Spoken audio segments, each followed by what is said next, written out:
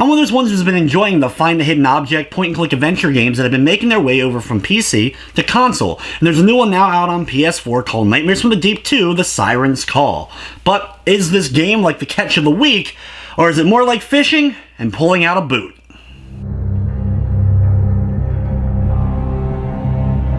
Nightmares from the Deep 2, The Siren Call is the sequel to Nightmares from the Deep, featuring the same main character, the curator of a museum, except this time there's new characters involved and you're trying to locate and save a mermaid. The game features a lot better cutscenes and animations when it comes to its storytelling, and there's a lot of little scenes that end up playing out as you're going from area to area. The game revolves mostly around find the object puzzles, where you need to find something and then go to another spot and end up using that object. A lot of times, in order to get new objects or get through areas, you'll have to either solve hidden object puzzles or other sorts of logic puzzles where you have to kind of figure out things and make sure that things match up picture-wise, and all kinds of different things they throw in to keep things somewhat interesting.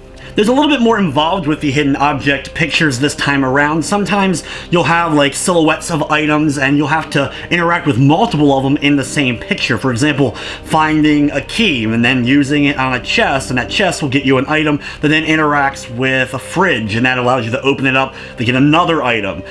There's a lot more of these than just the simple have a list at the bottom of the screen and find all the objects that are listed, though there are plenty of those as well.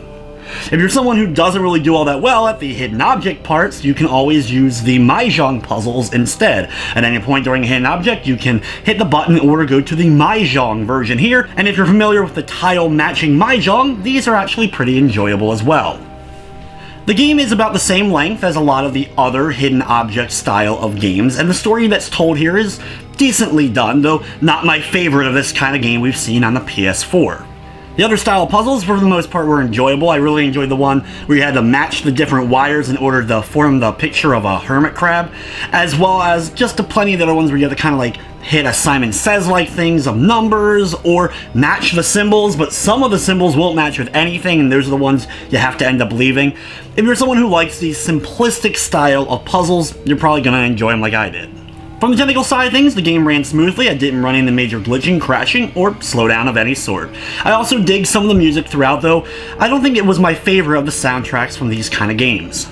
Nightmares from the Deep 2, The Sirens Call is now available on the PlayStation 4 for $9.99, featuring a full trophy list including a platinum. And if you're familiar with the genre, these games are usually pretty easy to get that plat, though in this one you will have to find all the extra hidden objects as well, similar to what we did in Clockwork Tales of Glass and Ink, but we didn't have that kind of thing in the original Nightmares from the Deep, so it's a tad bit more difficult, but still pretty easy.